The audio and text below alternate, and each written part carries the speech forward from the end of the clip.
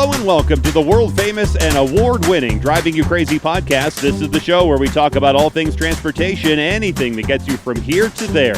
I'm the traffic anchor and transportation reporter for Denver 7 News, Jason Luber. If you would like to contact me, my links are in the description of this show. You could call the listener hotline at 303-832-0217. And if you wouldn't mind rating the show or sending me a message or whatever, I sure would appreciate that.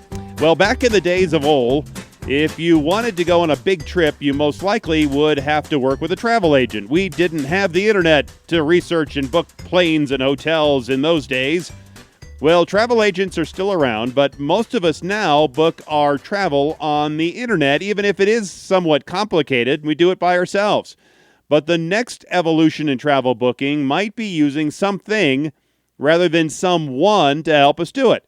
I'm talking about using artificial intelligence, and it's becoming more and more prevalent in travel. I wanted to explore more about this future trend, so I invited Van Darden. Van is the Director of Media Relations for Talker Research to talk about this, as well as his 2025 Travel Trends Report. Van, thanks so much for being here on the world-famous Driving You Crazy podcast. Thanks for having me.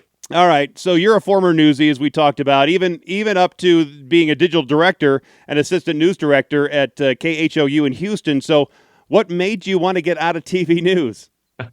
I was looking forward to sleeping more than 4 or 5 hours a night. That's for sure, and getting to travel too. So I've been able to do both. Yeah, I can vouch for that. Having 6 hours last night and getting up at 2:30. But once it's in you, it's always in you. So have you ever thought about coming back to TV?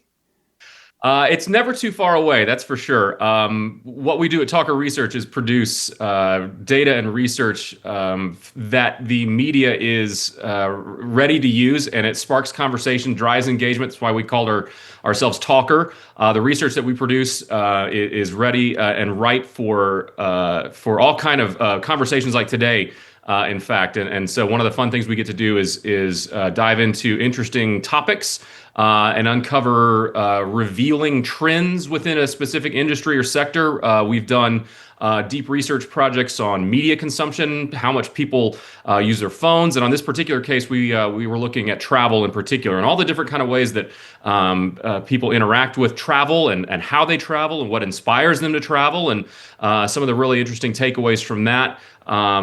We broke it down by generation, which was another big revealing part of all of this, and how the different generations approach travel, again, where they get inspired from and where they take advice from, how they plan their travel, and all that kind of stuff. So, we're a news business at heart, even though we're a research agency on our face. Do you use AI? Everybody is starting to see it. Do you use it, or do you use it sparingly or a lot? I dabble. I dabble. It's new for me. One of the key takeaways from our 2025 Travel Trends Report is which generation in particular has embraced AI the most. That would be millennials, of which I am at the far oldest end of millennial. And so yeah, I think like a lot of my cohorts were leaning into it. I don't think that I would say that I'm fully enmeshed in it yet, but a lot of my peers are, and it's interesting to see the younger generations both kind of approach it with caution as much as the older generations are. I think Gen Z maybe relies more on a little more like algorithmic inspiration, TikTok and Instagram still, if you will.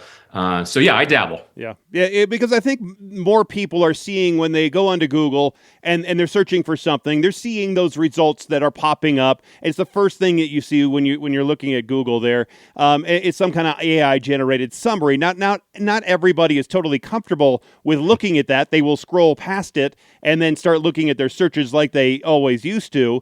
But they're seeing it more often. So in a broad sense, do you think people who are researching travel now are feeling uneasy with results they might find with AI, or are they becoming, like they are seeing it with Google, more comfortable with that AI search? Probably a little bit of both. I think that's an interesting question.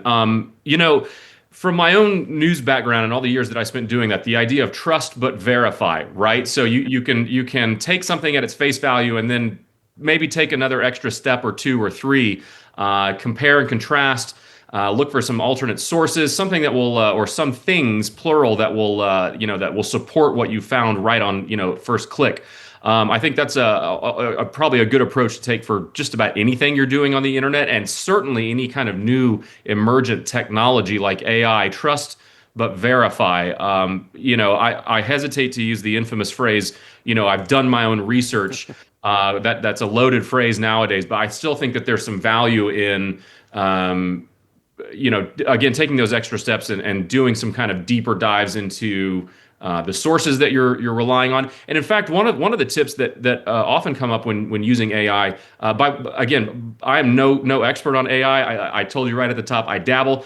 So this is just me repeating tips from others. But ask the AI source, whether it's Claude or ChatGPT or any other ones, where did you get this information? Ask them to prove to you where this information came from. Have them show you their work, and I think that can help you determine whether or not what you're reading is real, true, or maybe something you may want to rethink.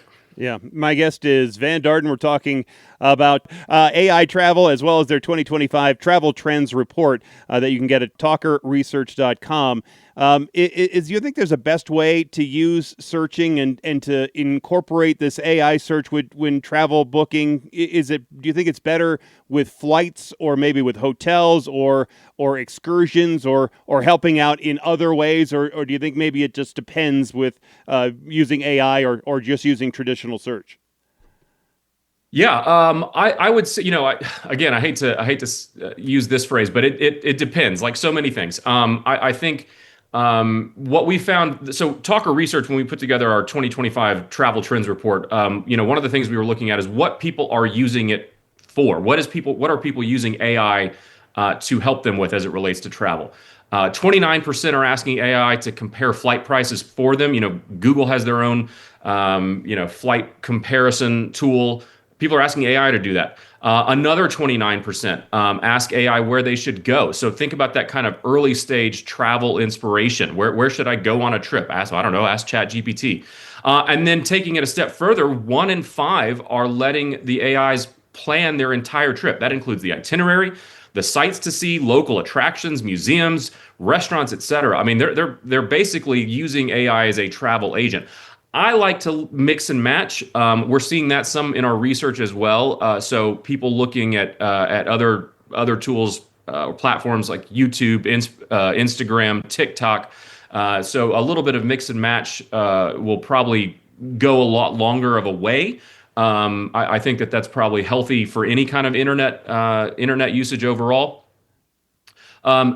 Then there's the kind of, I guess you could call it the emotional side of it, which was another kind of revealing trend about all of this, is that AI is not just a tool as much as it is like, a travel companion. So not just a travel agent, but a travel companion, helping people dream, plan, book their trips. It's really interesting how comfortable young people are in asking AI where they should travel next and what they should do, what they should see, how to save time, what are some tips. I mean, it's kind of the Swiss Army knife now when it comes to travel planning. Right. But I've heard, and you touched on it, that one of the ways that people want to use the AI is to plan their whole itinerary for multiple days. Let's say I want to go to Boston and see all the historical sites, that it could figure out day by day what I should do every single day so I can maximize my time and efficiency with the travel,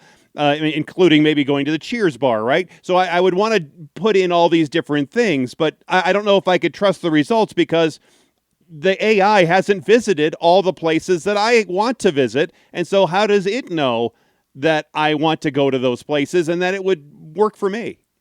Well, that's certainly a fair point, and I think that your answer may lie in some of the other research that we uncovered in this year's report, which has to do again with this kind of generational comparison and the differences there. For example, 70% of baby boomers say that they've never used AI in their travel planning. May not be super surprising, but the answer to your question may lie in what they're doing instead, which is relying on more traditional methods, their friends, an actual travel agent. Right. Maybe they're still going over to their, to their neighbor's house and seeing the slideshow from their neighbor's vacation. I mean, word of mouth and a trusted recommendation from a friend or family member is going to go just inordinate lengths farther than a digital recommendation. That being said, so my wife and I are actually, planning a trip to Greece for our honeymoon this here in just a few weeks, as a matter of fact. And she has found a load of inspiration and ideas using TikTok. And one of the things that has been really interesting about that is that you can see in fairly unedited form what people are doing, the resorts, the hotels, the beaches, the foods, the restaurants.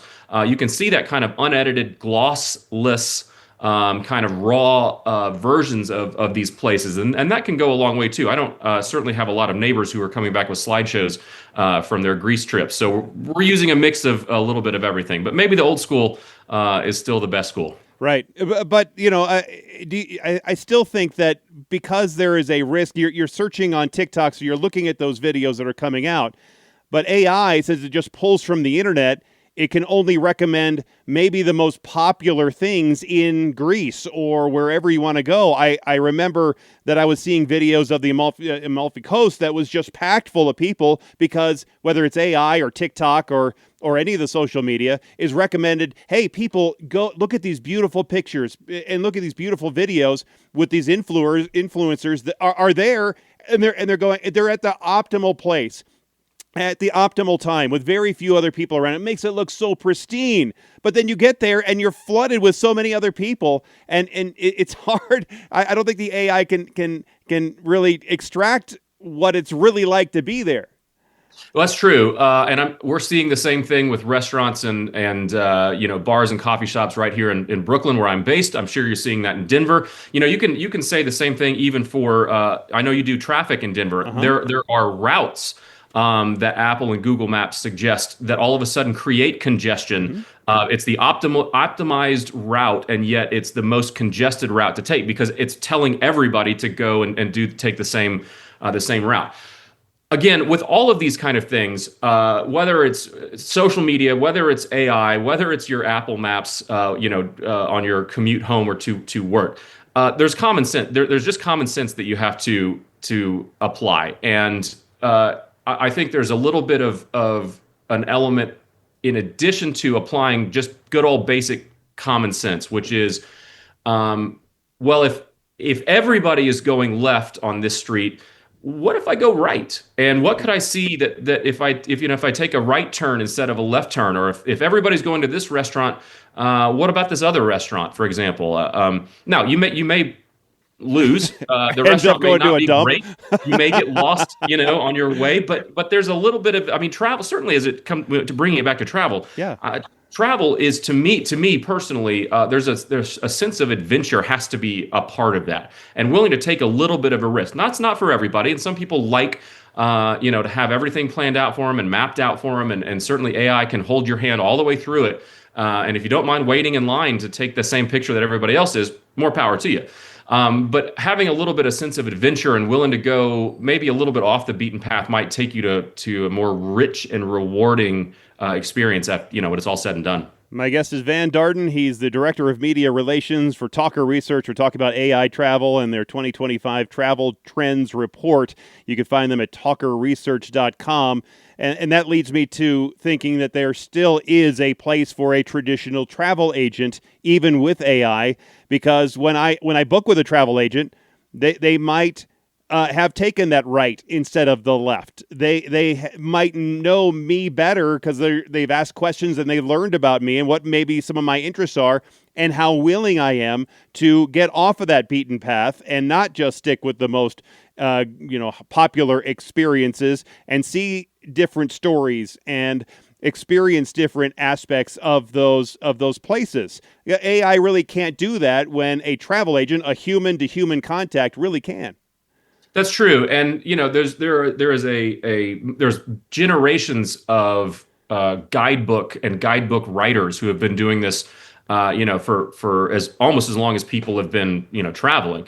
And you certainly can go to Amazon, but any used bookstore and go to your travel section. Where are you going to go look for one of those books there. That's one of our favorite things to do before we travel is to go to a used bookstore and find maybe an older travel guidebook to that country. Rick Steves, super mega popular, been around for a long time. He's a classic example of that. There is that first person word of mouth recommendation that you just can't beat, I think, ultimately. And I would ask you, Jason, when you next time you travel, maybe do a little bit experiment for your listeners and your viewers. Is why don't you, when you go to Boston or anywhere else, put it into ChatGPT, do what it says, and then come back and tell us, was it worth it? Did it steer you right or steer you wrong? I think that would be a great kind of way to test this. And then maybe call your buddy that's been to Boston and say, how did I do? And have them judge you on it. I can't imagine that going to Boston and not going to the Cheers bar. Right. You got it. There's some things you got to do. You go to New York City, you have to see the Statue of Liberty, for example. There are some things that you just got to do when you go to some of these places, but maybe there are a few off the beaten path recommendations that you might get. And who knows? I can't imagine that we're going to be that far away from telling ChatGPT or whomever, like, thanks for these recommendations. Now give me something that you've never told anybody else, and see what that comes up. And that may give you a new place to check out. Right. But if I was looking at ChatGPT and saying, hey, I'm going to be going to Houston, I want to go to the beach, it might tell me a whole different story than you were going to tell me, because you were living in Houston and going to tell me what the beaches are really like in Galveston. That's right. And I would suggest you go to South Padre Island. With all due respect to the Houston and Galveston beaches, there's some better ones along the Texas coast, that's for sure. Right. But I would think the smart travel agents would also be using not only their expertise, but then also relying somewhat on AI to help them make maybe better choices for their clients, especially the clients who don't want to use AI on their own. You said there's this age gap with the older folks who tend to not want it. My in-laws are in that group where they don't like the AI, they don't like the computers, they don't like their phones, even though they know they have to have it. But you would think that if they wanted to do a travel, they book cruises all the time, and they do use a travel agent. Sometimes they just do it online. But it would make sense that a travel agent would then not only use their own experience, but then try to incorporate ChatGPT or other AI into what they are doing for their clients who don't want to use it. Yeah, for sure. I think there's we touched a little bit on that kind of mix and match element. Ultimately, I think it comes down for each traveler, each consumer, and this is not just for travel, although that is what we're talking about today. But I think that probably goes to whether it's financial advice, grocery list suggestions, or anything else you're going to be relying on ChatGPT for. You need to decide for yourself where your comfort limits lie, and then kind of work backwards from there. So, for example, if you're comfortable having ChatGPT or any other AI tool do the dirty work of comparing flight prices for you, but maybe you want to stick with word of mouth or asking your friends or family for where to go eat. That might be a nice kind of balance between the two, right? Or maybe you go on YouTube and get inspired for some beautiful videos of where you want to go.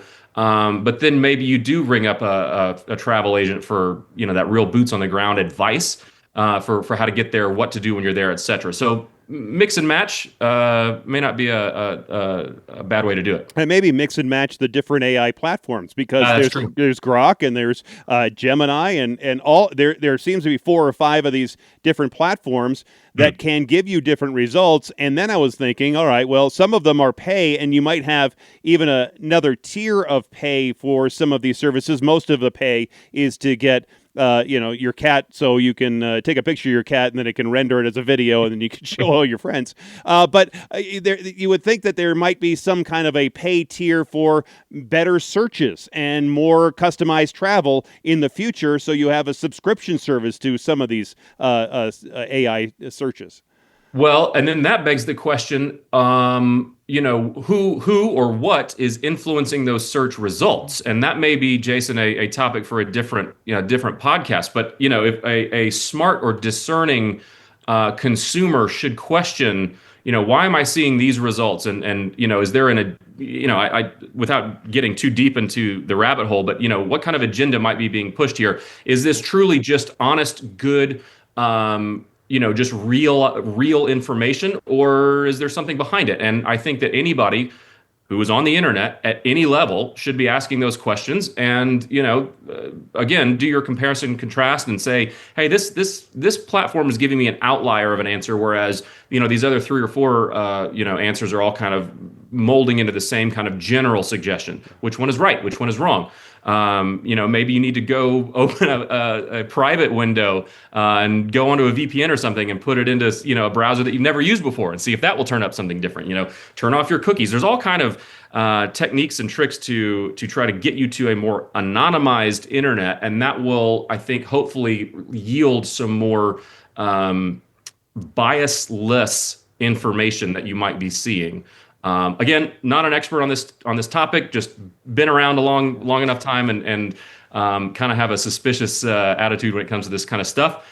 All of this is your mileage may vary. That's a travel pun for you, Jason. Pun intended. But yeah, I think doing that kind of comparison and contrast, asking around. Just don't take one answer as gospel. I think all of that will suit you and serve you well as you travel. Yeah, and I'm sure you've heard stories like this where I have done that, used a VPN or search. Let's say I wanted to go to Boston. Well, I would search for flights from Boston to Denver, and like if I was living in Boston, because you can find different flight prices and then you can and hotel deals and that sort of thing. So if and I did that a lot when I was in Atlanta, where you go from Atlanta to Florida and you could find really good deals within Florida, and then you just have to kind of cherry pick your way through. Yeah, it takes a little bit of time, sure. but you could save a lot of money doing those things. 100%. We have some friends who are going to London, and they bought $250 one-way tickets, and they did one-way tickets both ways, and that was significantly cheaper than the round trip. There are these and probably 100 other tips for saving money or saving time, and I think that's really what this research from this AI portion of our travel trends report. And again, there's so much more data and so much more information that we are not talking about today as it relates to this trends report that we did. Quick plug, it's talkerresearch.com/travel. If you want to see the full thing, talkerresearch.com/travel. But again, it does boil down to what level, how much time are you wanting to put into this? How much effort are you wanting to put into this? And some of this data around the AI usage as it relates to travel does kind of point to that, is that for some people, it's a burden or it's too much time. They want to do it themselves. They don't want to outsource it to a travel agent. But ironically, they're outsourcing it to AI as a way to save time, maybe to ask the AI tools to save you some money along the way, et cetera. Maybe they're spending that time doing more important things in their day-to-day life. Maybe maybe they don't have the ability to or the know-how to do travel. Maybe this is their first trip, and they want some general guidelines on how to book a large trip via AI, and they may want to then do it themselves the next time. All of that is fine. I think it just kind of reveals that as people look to save money and conserve time or maximize their own personal time, they're starting to offload some of this work, not just to a person at a travel agent desk, but now at the comfort of their own home via, like you said, Grok, Gemini, ChatGPT, Claude, etc. It's really interesting. Yeah, it is. And the state of Colorado, and I'm going back to your point about how can you trust what they are sending you, especially if you're getting this stuff for free. The state of Colorado is testing out an AI bot that will help travelers, they say, find things to do in the state. And they say it's supposed to work like a live chat with a live person that you could use to find neat things to do in the state. Well, obviously, they're going to push you to some of those state parks and maybe the national parks. And they're not going to maybe direct you to some specific restaurants, but they could say, hey, in this town, you could find this nice Italian place or, that kind of thing, right? Definitely. I think, if I may make a personal plug for your local park, state park, or I think those are always worth checking out. And I've been fortunate to see a lot of them around the U.S.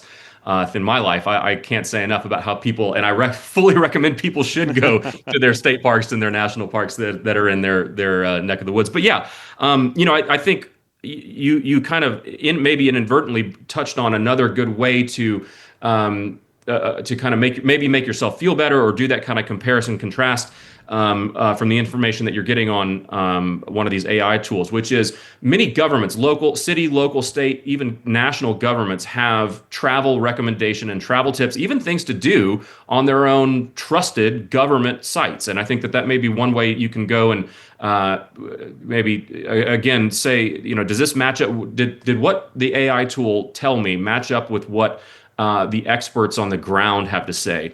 Even and another quick plug for your local news outlet. A lot of those sites have things to do and fun, great restaurants to go to. Heck, what is the health report on your local news website to see if the restaurant passed its inspection grade? Right. Another kind of official thing to check. Just because it's popular on TikTok doesn't mean that they passed their health inspection, and I think that's probably worth you checking, you looking up before you go there. Yeah, every weekend, every Friday, we do a 7 things to do in Denver, and it's for the weekend. And all the stations are doing that, depending on what number the station is. So, if you work for Channel 31, then it's going to be a lot of things to do. I only imagine that AI is going to become more and more pervasive in travel as we move forward. I can't imagine what it's already taken over in the last 6 months. What do you see it in the next year or 2 or 3, and how it could change how we do our travel? Yeah. I hate to say that it's hard to say, but it is, because one of the things that we found in this trends report was just the fact of how prevalent, like you said, AI has become in such a short amount of time. A couple years ago, we didn't run this particular report, so we don't have any year-over-year data to compare it to.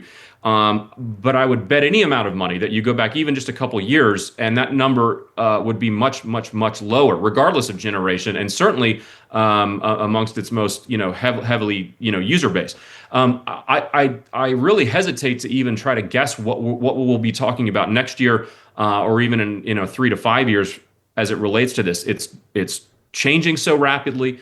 The power is changing so rapidly. Its pervasiveness is changing, and its uptick. I would not be shocked too if we were to come back, Jason, you and I, in a year or a couple years from now, and have the same conversation, if that number of boomers using AI has gone up. Your in-laws, like you said, I know that they're hesitant now. My dad, even a couple years ago, was still printing out MapQuest directions before a road trip. He just told me that he used ChatGPT to transcribe an interview that he did himself. He's a journalist as well, and he used ChatGPT for the first time. He was so proud of himself. He couldn't believe how easy it was. And back when 20, 30 years ago, he was paying a real life human to sit there and transcribe each word of this interview. Now it's done in a flash. I wouldn't be surprised if we're going to see even the boomer generation catch up here in another couple years. It reminds me of when I first started. So I'm old enough to remember when the internet first started, and when I was in college, it was basically you have to put in the number address from one person to another, and then you can basically just send them a message, and that was about all you could do. And then the internet started coming, and you would still have to put in all these numbers to get to a whatever business you wanted to. It wasn't as robust and as easy as it is now. I mean, it is super simple and super easy. It will probably have to make those leaps to make it, like for your father, so simple and so easy that it's like, wow, why haven't I been doing it all, using it all along? And now look at us, we're having a video chat, Right. across the country in real time without having to book satellite time. I mean, can you imagine? Yeah, it's amazing. It really is. It is amazing.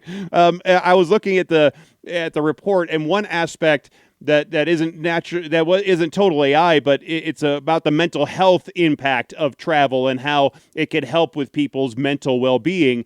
But I would think that maybe in the near future, with the help of the AI, and it could help because some of the stress that comes from you're already stressed out because of work, you're stressed out because of life, and now you're stressed out because your wife wants you to figure out to make this great vacation that everybody's going to enjoy, and find the perfect restaurants and find the perfect rental cars and all of this, and maybe that the help of AI will help with some of that mental health as you're going forward with your planning.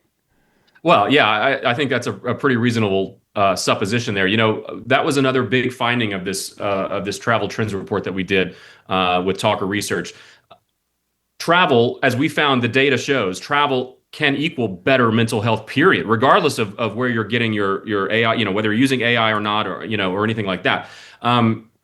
For example, people reported feeling 67% better mentally after taking a trip. Wow. I mean, it's a huge increase of pre-trip to post-trip. And that doesn't necessarily just mean on a beach vacation. It just means, I think getting out of your little bubble and seeing a new part of the world, or even a new, part of the state, maybe just a new neighborhood that you haven't been to. Another element of all of that was that 40% of people who say that they have excellent mental health say that travel is a huge part of their life. So there is some kind of correlation that we were able to uncover, and I hope you get a mental health expert or a therapist or something on who could talk maybe a little bit more about this topic. Again, I'm no mental health expert whatsoever. We're just reporting what the data shows, but that people with excellent mental health say that travel is a huge part of their life versus 12% of people who have poor mental health who say that travel is a part of their life. So there is clearly some kind of correlation between getting out, seeing the world, seeing your neighborhood even, and feeling better mentally. And for people who have poor mental health, travel is just not a part of their lives. And I think if you need a little boost mentally, if you need a better day, like I said, when you walk out of your front door, maybe instead of taking a left, you take a right and see what the world has for you. And it may reveal something about you. It may boost your mood. It may just give you some endorphins, and you come home and you stretch your legs a little bit. All of that can is good for your mental health. And you know what it's like to be in the news business, how fast-paced it is, and how you get to a point where it just becomes normalized while everybody else is going a lot slower than you. And whenever I go away, I find myself slowing down, as most people do. And like you, I'm sure that you are running at a much slower speed, much more comfortable speed, probably lower blood pressure than when you were an assistant news director, right? Yeah. That was another. I know we came on talking about AI and travel, but there was so much more in this trends report that we have time for today. One of the things that we found, we asked people to kind of rank their if you could go on a trip right now, where would you like to go? That kind of question. So we got into most desired trips and where people are wanting to go, and we took that from a trend standpoint rather than specific locations. Although we do have a top 10 bucket list destination list that we asked people for. So those were specific questions, all of which you can find talkerresearch.com/travel. But from a trend standpoint, the vibe right now is relax and recharge. So like you're talking about, Jason, beach vacations came out at number one, a weekend at the lake, getting out of the city and spending time in the country. All of this kind of like unplug, unwind, relax, recharge is trending much higher than these kind of more adrenaline junkie type vacations. Ski trips are at the bottom of the list. Backpacking trips at the bottom of the list. I think people, this probably says a lot about the world that we live in and the rat race that we're all in.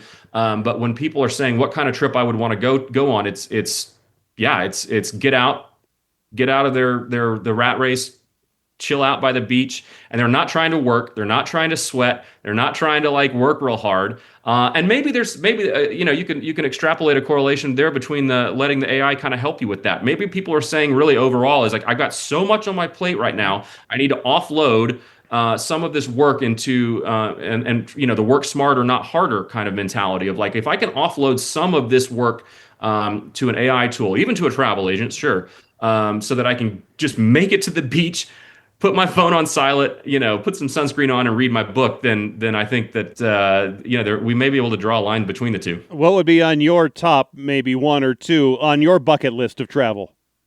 Oh, great question. Well, getting to do one of those, like I said, in just a couple of weeks, we're going to Greece, and gonna eat some seafood plucked right out of the ocean and lay on the sand. Nice. So that's definitely one of them.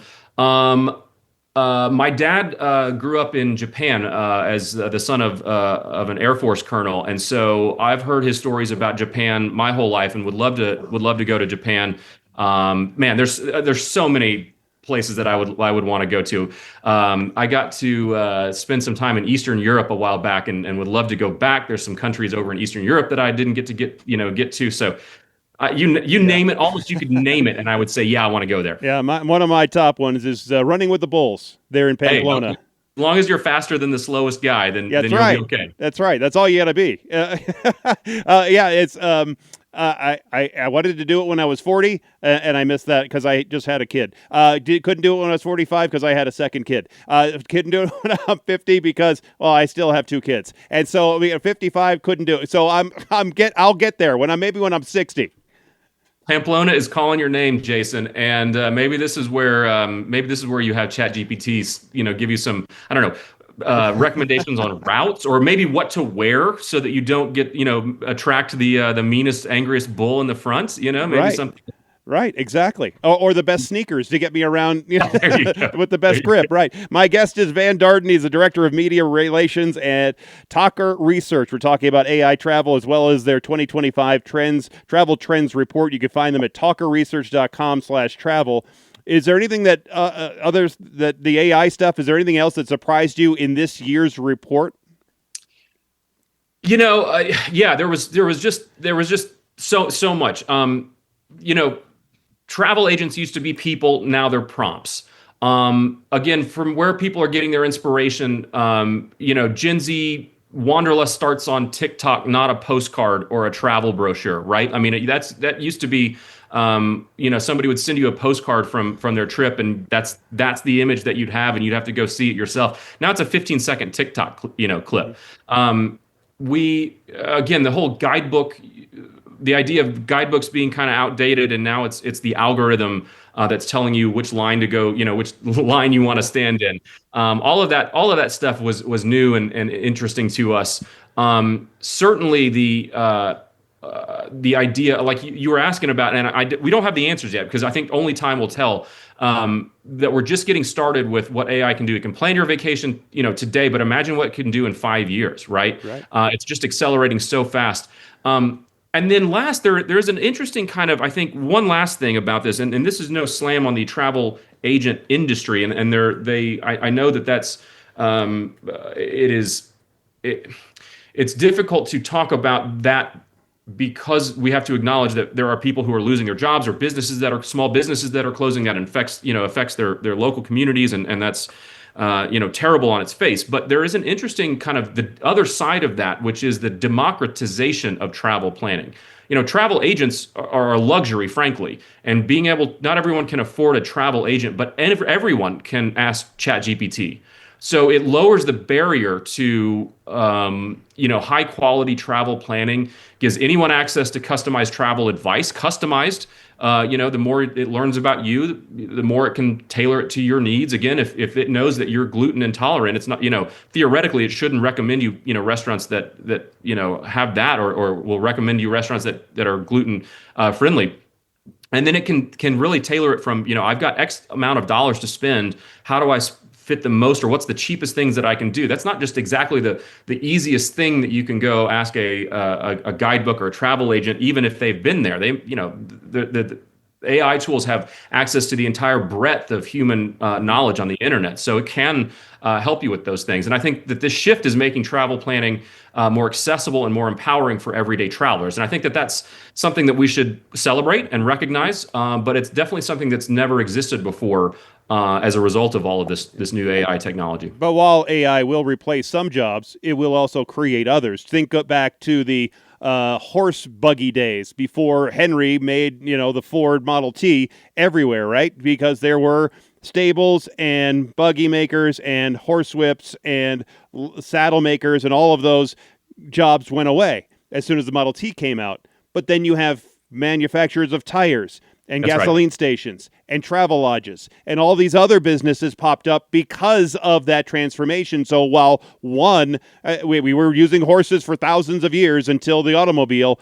and all of that stopped, and then now we have a whole new business. So it looks like that might be the same with this AI revolution. All of this stuff stops, and then new stuff will appear. Yeah, and that's such a great point, and I can only imagine that you're right. And if you have me back on in a year from now or a couple years from now, and we'll do this all over again, and we'll see what's changed.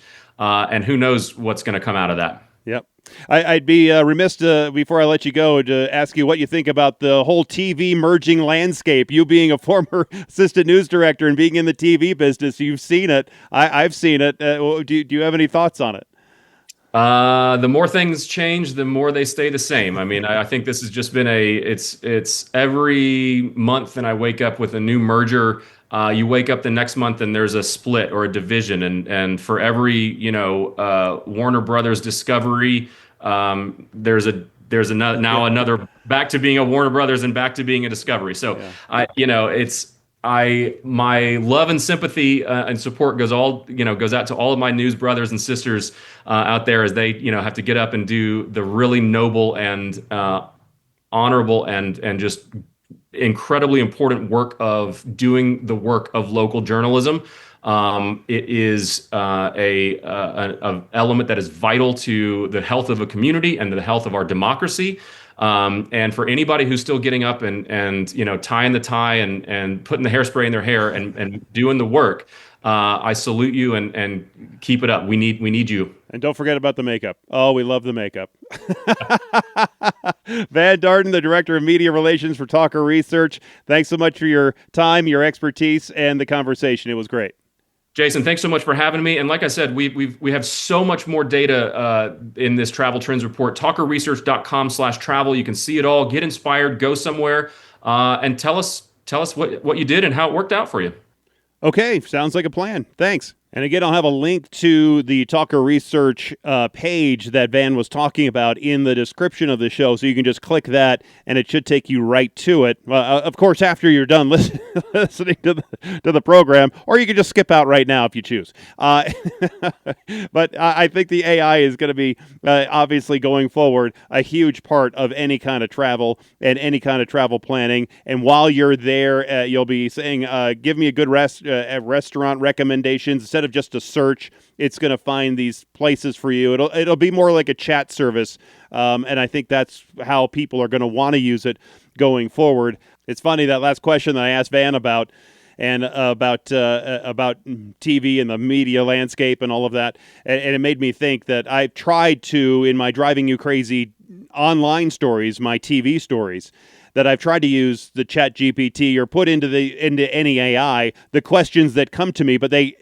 because there's no information on the internet out there about what I am researching, or very little information, it can't give me any kind of good results, because these are questions that are from just a random person to me, and nobody else has asked these questions or answered them. So it's not on the internet, so it can't pull from that data.